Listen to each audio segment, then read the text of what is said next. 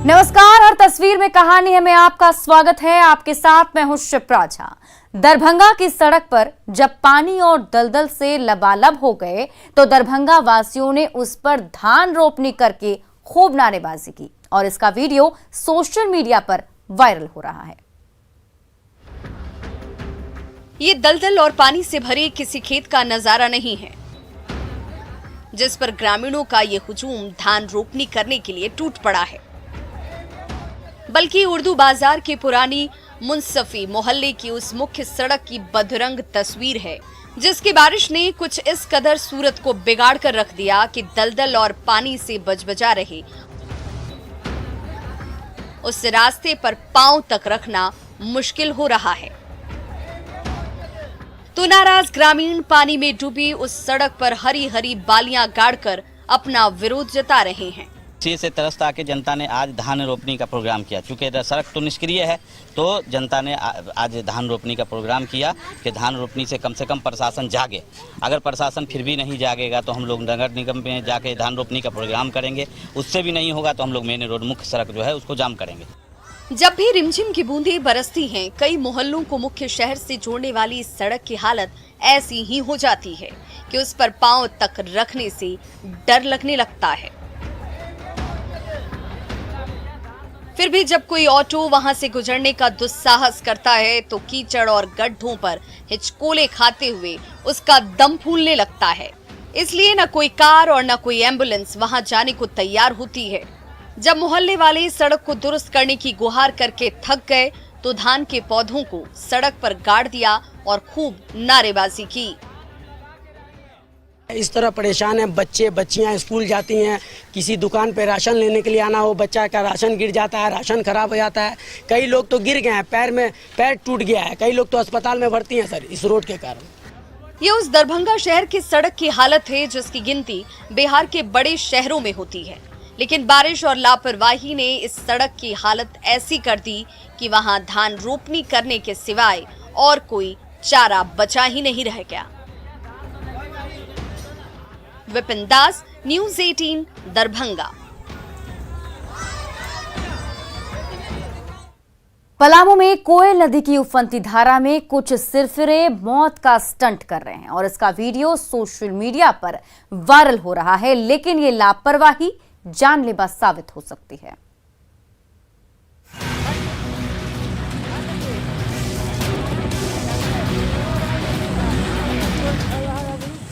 कोयल नदी की उफनती धारा आंधी तूफान की रफ्तार से बह रही है और ये छोटे छोटे बच्चे उसी धारा में मौत की छलांग लगा रहे हैं।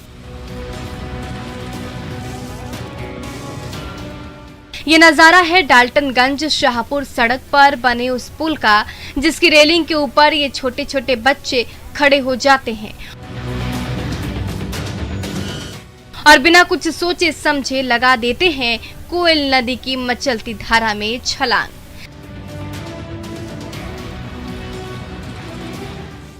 ये देखिए, बच्चा पीछे से दौड़ता आया और आप देखा ना ताब कई फीट की ऊंचाई से लगा दी कोयल नदी की धारा में छलांग। फिर तो उसके पीछे उस पुल से एक के बाद एक नीचे कूदने वालों का तांता लग जाता है।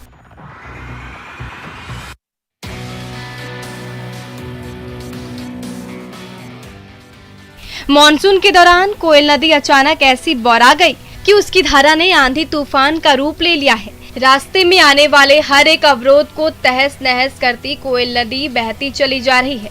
इन दिनों उसमें पानी इतना ज्यादा लबालब हो गया है कि ऊंचे से ऊंचे पुल को नदी की धारा छूने लगी है। कोयल नदी का यही रौद्र रूप पलामू के इन सिरफिरों को इतना लुभा रहा है कि वो अपनी जान की परवाह किए बगैर महज चंद सेकंड के रोमांच के लिए उफनती धारा में छलांग लगाए जा रहे हैं।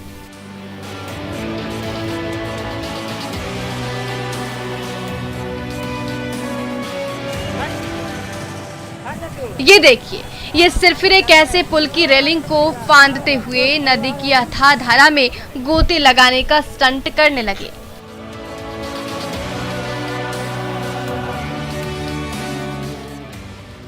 कोयल नदी का ये खतरनाक रूप देखकर किसी का भी कलेजा कांप जाएगा। लेकिन इन्हें ना अपनी जिंदगी की परवाह है ना अपने परिजनों की। बस पल भर की मौज मस्ती के लिए कोयल नदी में छलांग लगा देते हैं और उस पानी में तैरते हुए किनारे की ओर चले जाते हैं। लेकिन कौन समझाए कि महज चंद सेकंड का ये रोमांच इनकी जिंदगी पर भारी पड़ सकता है। कृपया करके ऐसा खेल मत खेलिए जो आपके परिजनों को जिंदगी भर के लिए गम में डुबो कर रख दे। संजय भारती, न्यूज़ 18, पलामू।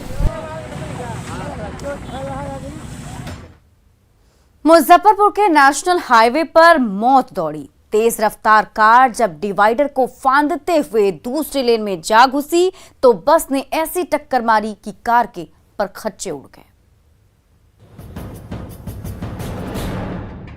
मुजफ्फरपुर के व्यस्ततम नेशनल हाईवे पर आंधी तूफान की रफ्तार से एक कार दौड़ी चली जा रही है। तभी ये क्या, पिकअप वैन और ट्रक को ओवरटेक करती वो कार अचानक यू टर्न लेती है। डिवाइडर को फांदते हुए उछलती कूदती जा पहुंचती है दूसरे लेन पर, जिस पर विपरीत दिशा से आ रही बस से हो जाती है जोरदार टक्कर। तो बस भी रुकती नहीं है। हादसे के बाद पीठ के बल खड़ी कार को कुछ दूर तक घसीटती चली जाती है और जब कार को लिए दिए बस के पहिए थमते हैं तो कार का एक पहिया निकलकर डिवाइडर के बीचों बीच दौड़ने लगता है। एक बार फिर से देखिए दर्दनाक हादसे की लाइव तस्वीरें। नेशनल हाईवे नंबर 57 पर ये कार भागी जा रही है। तभी दो गाड़ियों को ओवरटेक करती ये कार अचानक डिवाइडर के ऊपर से यू टर्न लेते हुए पहुंच जाती है दूसरे लेन पर, जहां उसकी जोरदार टक्कर होती है सामने आ रही बस से। टक्कर इतनी भयानक थी कि उसकी गूंज दूर दूर तक सुनाई देती है। हर तरफ चीख पुकार मच जाती है। हर कोई मदद के लिए भागा भागा मौके पर दौड़ पड़ता है, लेकिन तब तक कार पर सवार बीएसएफ के डिप्टी कमांडेंट मारुति शरण पांडे और ड्राइवर की मौके पर ही दर्दनाक मौत हो चुकी होती है। सीसीटीवी में कैद तस्वीरों को देखकर साफ समझा जा सकता है कि टक्कर इतनी भयानक रही होगी। घटनास्थल की तस्वीरें देखिए। बस की टक्कर से कार का कैसे कचूमर निकल गया है। एक एक कल पुर्जा सड़क पर बिखरा हुआ है। कार का ड्राइविंग स्पेस पिचक कर समतल हो गया है तो हादसे में बस का भी बुरा हाल हो गया है। सामने का शीशा टूटकर चकनाचूर हो गया है। कार की टक्कर में बस ऐसी हिली कि उसमें सवार यात्री भी डर के मारे कांप गए। सुबह क्या हुआ था, मतलब हम लोग का गाड़ी तो इस साइड था, उस साइड वाली जो गाड़ी थी ना दूसरे रोड पे, वो गाड़ी हमारे बस के सामने आ गए। अब बहुत पीछे से हमारा गाड़ी था, वो देखे जब अपना भर तो बहुत बचाने का कोशिश किया। सीसीटीवी में कैद इन तस्वीरों में आप साफ देख सकते हैं कि इस लेन पर दौड़ रही तेज रफ्तार कार ट्रक को ओवरटेक करते हुए अचानक फिल्मी अंदाज में घूमती है और जा पहुंचती है दूसरे लेन पर, जहां उसकी इस बस से इतनी जोरदार टक्कर हो जाती है कि इन तस्वीरों को जो कोई भी देखता है कांप जाता है।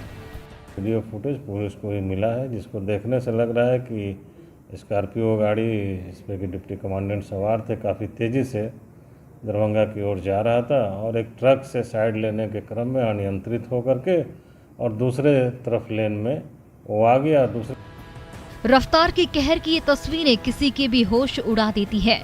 ऐसा क्या हुआ कि कार ने अचानक यू टर्न लिया और सामने से दौड़ी आ रही मौत से जा टकराई। घटनास्थल पर बिखरे तबाही के ये निशान हादसे की भयावहता बयां कर रहे हैं। सुधीर कुमार, न्यूज़ 18, मुजफ्फरपुर। भागलपुर की होनहार बिटिया ने कैरियर के लिए बेमानी रिश्ते को तिलांजलि दे दी तो पंच परमेश्वर को भी इस बिटिया के साहस को सलाम करना पड़ा। नेहा बिटिया को खूब पढ़ना लिखना है, अधूरे ख्वाब पूरे करने हैं, पढ़ लिख कर पैरों पर खड़ा होना है। लेकिन ना पति साथ देने को तैयार था ना ससुराल वाले। तो लाचार बिटिया क्या करे, तोड़ दिए सारे बंधन, छोड़ दिया पति का साथ और एक दिन अचानक सब कुछ छोड़कर अपने सपने के लिए चली गई पटना। पिता ने जब गुमशुदगी की रपट लिखाई तो नेहा वापस आई और गगनिया पंचायत से अर्जी लगाई। कह दिया आजाद कर दो हर बंधन से, क्योंकि उसे अभी पंख लगाकर उड़ना है, पढ़ लिख कर काबिल बनना है। पंच परमेश्वर को आखिरकार बिटिया के सपनों का साथ देना ही पड़ा। सभी पंचों के बीच जो है हम बुला करके जो है बयान लिए। बयान में सभी पंचों के बीच में जो है बोली कि मैं उस घर में पति के साथ जो है नहीं रहूँगी। तब जो है हम डिसीजन लिए, जब लड़की नहीं रहेगी तो जो है मतलब जो है उसको जो है लिख करके जो है पति पत्नी के बीच का जो संबंध था, दोनों का संबंध को जो है विच्छेद। कमरगंज की होनहार बेटी नेहा की शादी जब घोरघट निवासी सुनील कुमार से हुई तो सोचा था कि पति उसे समझेगा, शादी के बाद भी सपने पूरे करने देगा, लेकिन ससुराल वालों की दकियानूसी सोच ने उसके सारे अरमान तोड़ दिए। पढ़ाई लिखाई छूट गई, घर की चार दीवारी काटने को दौड़ती थी। 1.5 महीने तक घुट घुट कर जीती रही और एक दिन उसे फैसला लेना पड़ा। पढ़ाई और कैरियर के लिए उसने उस रिश्ते को कुर्बान कर दिया जो अब उसके लिए बेमानी हो गया था।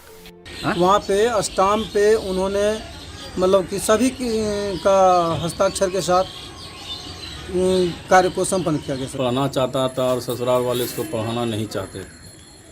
मैं इसी की वजह से इतना बड़ा कदम उठा लिया और इसी कारण से वो अपना चले गए। जैसे रिश्ता टूटा वो ग्रामीण पंचायत के अनुसार से ऐसा फैसला हुआ, उसके बाद वो अपना जगह पटना चले गए। नेहा बिटिया को आखिर महज 45 दिन में ही उस रिश्ते को क्यों तोड़ना पड़ा जिसे उसने बड़े अरमान से संजोया था?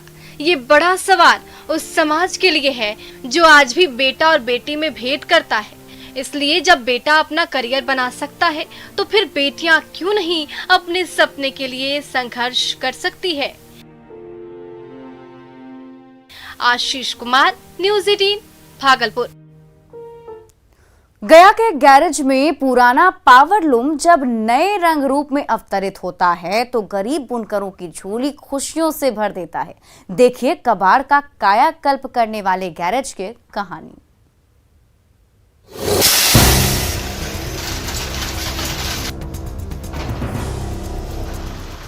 कहीं छोटे छोटे कल पुर्जे दुरुस्त हो रहे हैं तो कहीं पुराने पड़ गए मशीनी पहिए फिर से वहीं गति पकड़ रहे हैं। किसी कोने में पुराने पार्ट पुर्जों की वेल्डिंग हो रही है तो कोई मिस्त्री छोटे छोटे टुकड़ों को ठोक बजाकर काम लायक बना रहा है। और इस तरह से कारू लाल मिस्त्री के वर्कशॉप में पुराने और बंद पड़ गए कल पुर्जे एक दूसरे से जुड़ते चले जा रहे हैं और वो पावर लूम आकार लेती जा रही है जो मेहनत कश बुनकरों की रोजी रोटी चलाती है। आज क्या कोई बना के दिए आपको? कारू लाल बनाए हैं। मिस्त्री है? अच्छा, तो नया क्यों नहीं खरीदे? पैसा ना था, कैसे खरीदे? कितना लगता है नया में? 1.5 लाख लगते हैं। पावर लूम की नई मशीन 1.5 लाख रुपए से भी ज्यादा की आती है जिसे खरीदना गरीब बुनकरों की वश की बात नहीं है। इसलिए कारूलाल मिस्त्री गुजरात, महाराष्ट्र और यूपी में पावर लूम की पुरानी मशीनें कबाड़ के भाव से खरीद लाते हैं। अपने गैरेज में अपने साथियों के साथ उस पर रात दिन पसीना बहाते हैं।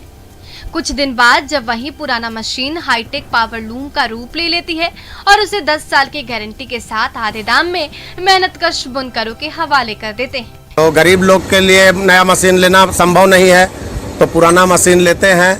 60-65 हज़ार 70 हज़ार तक जाता है तो ये नया से भी अच्छा मशीन हो जाता है। इस पर कपड़ा बिनते आप कहिएगा, बिनते दिखा देंगे। बहुत अच्छा चलता है मशीन। ये पुराना सूता उता लगा करके एक पाइप आता है जो रोल बनता है वो सब लगा करके मोटर कंप्यूटर लगा कर 85 हज़ार रुपया पड़ता है। कारूलाल मिस्त्री के इस गैरेज में अब तक हजारों कबाड़ा मशीनों का कायाकल्प हो चुका है। पुरानी से नई हुई वहीं हर एक मशीन आज दिन रात बिना थके और बिना रुके चलती जा रही है और गरीब बुनकरों की झोली में खुशियों की सौगात भरती जा रही है। एलन लिली, न्यूज़ 18, गया।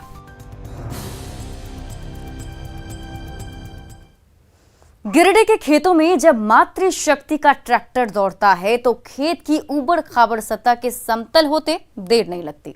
स्टीयरिंग घूमती जाती है और रास्ता बनता जाता है।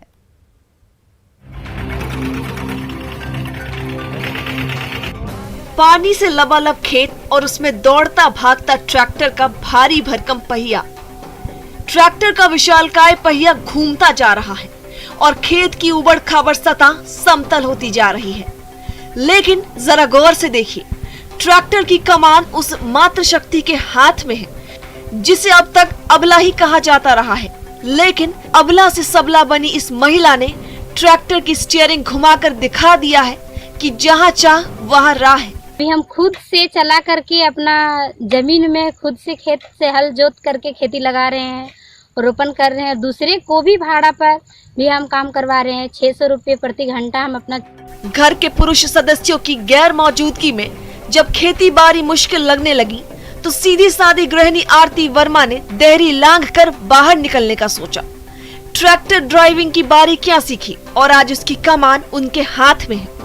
कभी अपने खेतों में ट्रैक्टर लेकर उतर पड़ती है तो कभी गांव के दूसरे किसानों की पुकार पर आरती वर्मा का ट्रैक्टर उनके खेतों को भी रौंदने लगता है। घंटा चला रहे हैं और अभी इतना हमको खुशी लग रही है कि हम इतना अच्छा से अपना ही खेत को जोतते जोतते भी दूसरे का भी खेती को हम कर दे रहे हैं। ये महिला सशक्तिकरण की एक छोटी सी दास्तां है जिसमें दकियानूसी बेड़िया तोड़कर आरती वर्मा जैसी साधारण सी महिला बाहर निकली तो सफलता की ऐसी दास्तां लिखी जो हर किसी को रास्ता दिखा रही है। एजाज अहमद, न्यूज़ 18, गिरिटी।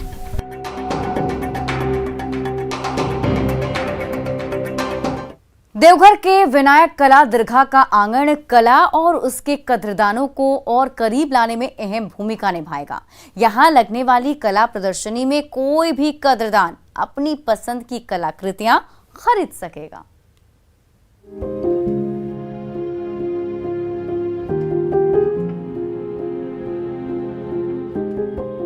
आंख मूंदकर ध्यान में खोई जटाधारी का ये रूप किसी को भी भक्ति भाव से भर देगा। तो मामूली कद्दू के छिलकों से बने गजानन अपने भक्तों पर कृपा की बरसात करते दिख रहे हैं। लीलाधारी किशन कन्हैया की ये अद्भुत प्रतिमा लगता है अब बोलेगी तब बोलेगी। नटराज की नगरी देवघर के माहिर कलाकारों के हाथों से बनी ये बेशकीमती कलाकृतियां देश और दुनिया का ध्यान अपनी ओर खींचती है। लेकिन अब तक ना तो कला को स्थायी घर मिला था और ना इन्हें गढ़ने वालों को कोई छत नसीब हो सकी थी। इसलिए नेशनल अवार्ड विनर कलाकार मार्कंडेय अपनी सारी जमा पूंजी लगाकर उस विनायक कला दीर्घा की नींव रखी, जिसके जर्रे जर्रे पर कला की छाप तो है ही, उसके दरवाजे कला और कला के कद्रदानों के लिए हर समय खुले हैं। जितने भी कलाकार हैं उन लोग की कलाकृति यहाँ प्रस्तुत हो सके, जिसे मैं निःशुल्क मुहैया कराऊंगा और वो आएंगे और अपने प्रदर्शन को लगाएंगे, जिससे उनका मनोबल बढ़ेगा और देवघर जो कला संस्कृति नगरी है इसकी सार्थकता बनेगी। जाने माने कलाकार मार्कंडेय जजवाड़े के खून पसीने से बना विनायक कला केंद्र संथाल परगना का ऐसा पहला कला दीर्घा बन गया है, जहां के चप्पे चप्पे पर एक दिन के अंदर देखते ही देखते 100 से ज्यादा कलाकृतियां और पेंटिंग सज गए। यहाँ कलाकारों की ओर से लगाई गई कलाकृतियों को कला का कोई भी कद्रदान हाथों हाथ खरीद सकता है। उम्मीद है कला को ये बेहतर प्लेटफॉर्म देने वाला ये ठिकाना जल्द ही झारखंड की कला और संस्कृति को नया आयाम देता दिखेगा। लॉकडाउन चल रहा था, कोरोना काल चला, कलाकारों की भी स्थिति बहुत ही दयनीय हो गई। तो वैसे लोगों से निवेदन भी होगा कि आप इस जगह आइए और खास करके चित्रों को यहाँ से खरीदिए। झारखंड की सांस्कृतिक राजधानी देवघर में खुले विनायक कला दीर्घा को जिस तेजी से पहचान मिल रही है, उससे उम्मीद जगने लगी है कि ये कला केंद्र जल्द ही मील का पत्थर तो साबित होगा ही। देवघर की समृद्ध कला और संस्कृति के साथ साथ यहाँ के कलाकारों की जिंदगी में नए रंग भरने लगेगा। मनीष दुबे, न्यूज़ 18, देवघर। गिरिडीह का ऐतिहासिक पंच मंदिर प्राचीन भारतीय स्थापत्य कला का बेजोड़ नमूना है, लेकिन उपेक्षा और लापरवाही ने इस बेशकीमती धरोहर की दुर्दशा करके रख दी है।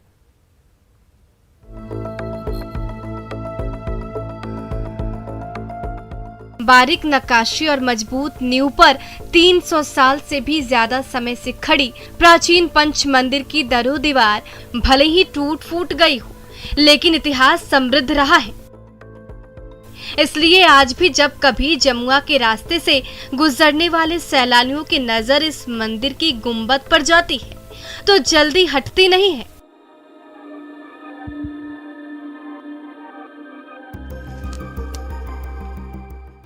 कहा जाता है कि जब अंग्रेजी हुकूमत के समय साल 1830 में जमुआ के 3 जमींदार भाइयों ने इस मंदिर का निर्माण कराया था, तो उसकी स्थापत्य कला का दीदार करने के लिए देश के कोने कोने से श्रद्धालु पंच मंदिर की चौखट पर पहुंचते थे।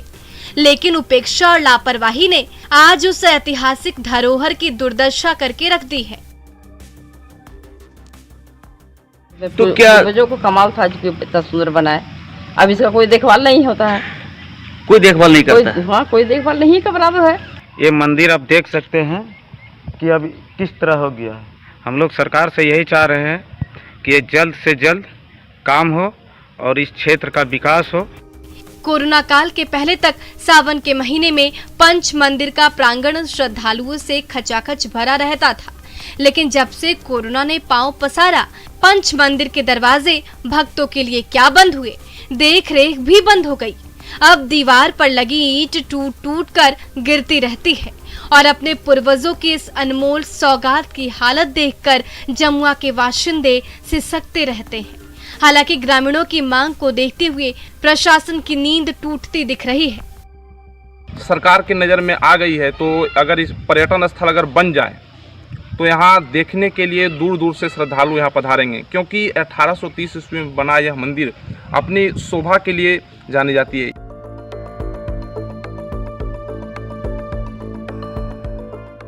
तो प्रशासन की ताजा पहल से उम्मीद की जा रही है कि पंच मंदिर का परिसर फिर से गुलजार तो होगा ही, ये ऐतिहासिक धरोहर फिर से वही पहचान बनाएगी जिसकी वो दरअसल हकदार है। एजाज अहमद, न्यूज़ 18, गिरिडीह। देवघर के लजीज घोड़मारा पेड़े का जवाब नहीं, लेकिन जब से कोरोना की मार पड़ी है, ना पेड़ा बिक रहा है, ना इसे बनाने वाले का पेट भर रहा है।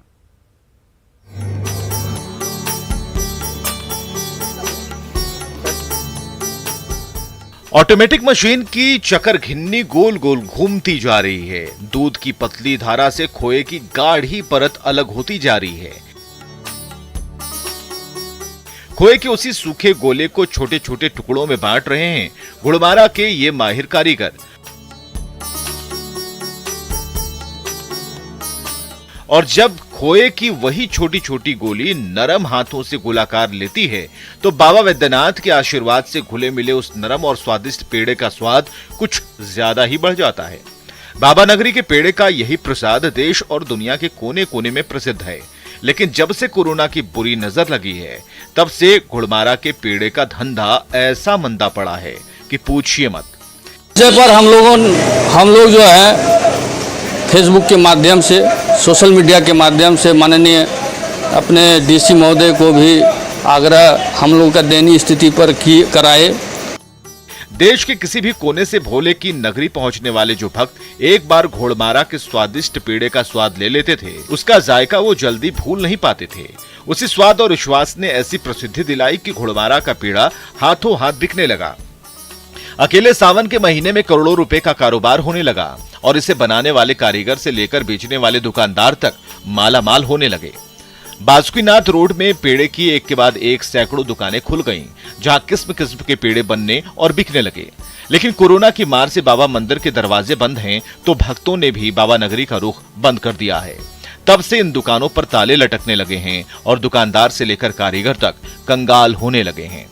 साल यहीं से पेड़ा लेते हैं, जहाँ का पेड़ा हम लोगों को, और जहाँ ले जाते हैं, जिन लोगों को देते हैं प्रसाद स्वरूप, उन लोगों को भी काफ़ी ज़्यादा पसंद है। वो लोग पसंद करते हैं यहाँ का पेड़ा और हर बार यहीं से लेते हैं। आज 15 महीने के अंतराल में दुकानदार का ऐसा स्थिति हो गया, क्या अपना जीवन, क्या पूरा परिवार का पालन पोषण भी करना मुश्किल हो गया है। जिस गली में कभी दूर दूर तक स्वादिष्ट पेड़े की सुगंध फैलती रहती थी, आज वहां से भक्तों की टोली गायब है। अब हर तरफ सन्नाटा है और कारीगर से लेकर दुकानदार तक बर्बाद होकर रह गए हैं। मनीष दुबे, न्यूज़ 18, देवघर। हर तस्वीर में कहानी है में अभी के लिए बस इतना ही, लेकिन न्यूज़ 18 बिहार झारखंड पर खबरों का सिलसिला लगातार जारी है।